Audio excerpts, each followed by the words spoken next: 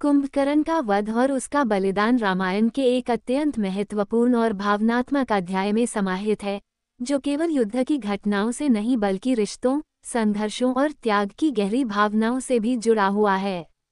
कुंभकर्ण का युद्ध में भाग लेना, अपने भाई रावण के प्रति उसकी निष्ठा और अंत में अपने प्राणों की आहुति देना, ये सब रामायण के जीवन मूल्य और नीति को उजागर करता है।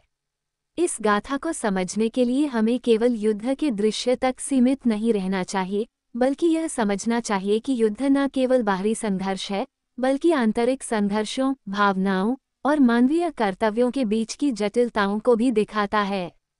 रावण और कुंभकर्ण का संवाद। कुंभकर्ण के युद्ध भूमि में प्रवेश करने के साथ ही एक नया तूफान उठता है। उसकी विशाल काया, प्रचंड शक्ति और युद्ध के प्रति उसकी प्यास ने वानर सेना के हौसले को तोड़ दिया था। उसकी एक एक लहर में पूरी वानर सेना बिखरने लगी थी। वही वानर सैनिक, जो कभी साहस से भरे हुए थे, अब कुंभकर्ण के सामने पूरी तरह से नतमस्तक हो गए थे। उसकी शक्ति और विकरालता का कोई मुकाबला नहीं कर पा रहा था। ऐसा लग रहा था जैसे युद्ध का अंत नजदीक आ गया हो। लेकिन यही समय था जब विभीषण ने श्रीराम के पास जाने का निर्णय लिया। विभीषण, जो अपने भाई रावण के अत्याचारों से तंग आ चुके थे, अब श्रीराम की शरण में जा पहुंचे थे। वह जानते थे कि अगर कुंभकर्ण को अभी नहीं रोका गया तो वानर सेना पूरी तरह से हार जाएगी और रावण की विजय सुनिश्चित हो जाएगी। विभीषण के मन में दर्द था, क्योंकि वह अपने परिवार के खिलाफ खड़ा हो चुके थे। लेकिन उनके मन में ये स्पष्ट था कि धर्म का मार्ग कभी आसान नहीं होता और परिवार से ऊपर सत्य और कर्तव्य है। विभीषण श्रीराम के पास पहुंचे और उन्हें सलाह दी कि कुंभकर्ण को युद्ध से रोकने के लिए एक शांति प्रयास किया जाए। विभीषण ने कहा, हे प्रभु, ये युद्ध अब केवल एक बाहरी संघर्ष नहीं रह गया है। ये हमारे भीतर की जटिलताओं और परस्पर रिश्तों की भी परीक्षा ले रहा है। अगर कुंभकर्ण को नहीं रोका गया तो वानर सेना पूरी तरह से नष्ट हो जाएगी और रावण की विजय निश्चित हो जाएगी। श्रीराम ने विभीषण की बातों पर गंभीरता से विचार किया। उनकी आंखों में एक चमत्कारी नूर चमक रहा था। उन्होंने विभीषण को विश्वास दिलाया कि वो कुंभकर्ण से शांति से बात करेंगे। विभीषण ने अपनी पूरी ताकत से रावण के खिलाफ अपनी भावनाओं को व्यक्त किया था, लेकिन अब उन्हें अपने भाई कुंभकर्ण से बात करने का एक अंतिम प्रयास करना था। कुंभकर्ण और विभीषण का संवाद। विभीषण जब कुंभकर्ण के पास पहुंचे तो उनके दिल में गहरे तनाव और भावनाओं का संघर्ष हो रहा था। वह जानते थे कि उनके भाई के सामने खड़ा होना और उसे समझाना आसान नहीं होगा। कुंभकर्ण एक विशाल, प्रचंड योद्धा था और उसकी शक्ति के सामने कोई भी टिक नहीं सकता था। जब विभीषण ने कुंभकर्ण से बात की तो उसने देखा कि उसके बड़े भाई की आंखों में एक असाधारण नरमी और प्यार की झलक थी। कुंभकर्ण ने विभीषण को अपनी विशाल हाथों में उठाया और बड़े प्यार से कहा, भैया, तुम यहाँ क्यों आए हो? क्या तुमने भी रावण के खिलाफ मोर्चा खोल दिया है?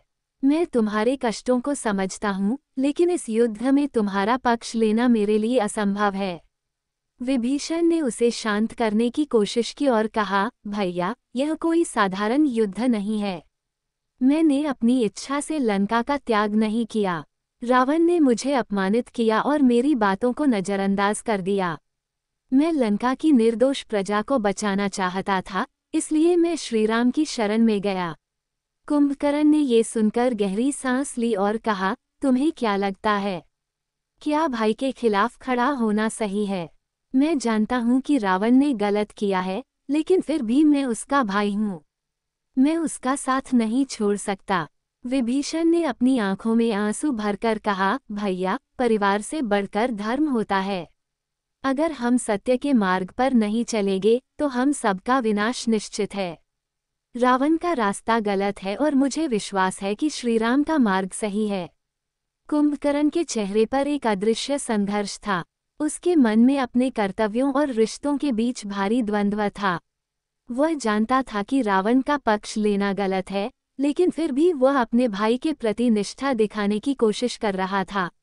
वह अपनी पूरी ताकत से युद्ध में लड़ा, लेकिन उसके दिल में ये समझ बनी हुई थी कि रावण गलत रास्ते पर है।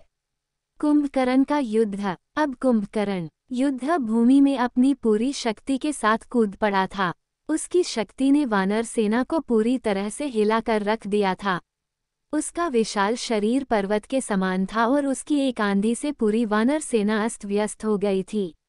जब विभीषण ने ये देखा तो वह श्रीराम के पास गए और कहा, हे प्रभु, ये बहुत मुश्किल है। अगर हम इसे नहीं रोका तो वानर सेना का अस्तित्व ही खत्म हो जाएगा। श्रीराम ने विभीषण की बातों पर ध्यान दिया और अपने दिव्य बाणों से कुंभकर्ण का सामना करने का निर्णय लिया। कुंभकर्ण ने पर्वतों को अपनी तरफ से उठाकर श्रीराम पर फेंका, लेकिन श्रीराम ने उन्हें अपने बाणों से नष्ट कर दिया। ये युद्ध एक अभूतपूर्व संघर्ष था, जिसमें दोनों योद्धाओं ने अपनी पूरी ताकत से एक दूसरे का सामना किया। कुंभकर्ण ने इस युद्ध में अपनी वीरता और कर्तव्यनिष्ठा का परिचय दिया। उसने बार बार यह स्वीकार किया कि वह एक आदर्श योद्धा की तरह अपने कर्तव्यों को निभा रहा था, लेकिन अंततः वह अपनी मृत्यु का सामना करने के लिए तैयार था। अंतिम संघर्ष। जब युद्ध अपने चरम पर पहुंचा और श्रीराम ने कुंभकर्ण के सभी अंगों को नष्ट कर दिया, तो वह शांति से गिर पड़ा। उसके चेहरे पर संतोष और शांति की झलक थी, क्योंकि उसने अपने कर्तव्यों को पूरी तरह से निभाया था। श्रीराम ने उसकी गर्दन को काटकर उसे समुद्र में फेंक दिया और उसके बलिदान के बाद युद्ध का परिणाम निश्चित हो गया। कुंभकर्ण का बलिदान केवल उसकी शारीरिक शक्ति और वीरता के बारे में नहीं था, बल्कि ये उसके आत्मबल, कर्तव्य के प्रति निष्ठा और मानवता के सिद्धांतों का प्रतीक था। उसकी मृत्यु ने रावण के अंत की ओर अग्रसर होने के रास्ते को और भी स्पष्ट कर दिया।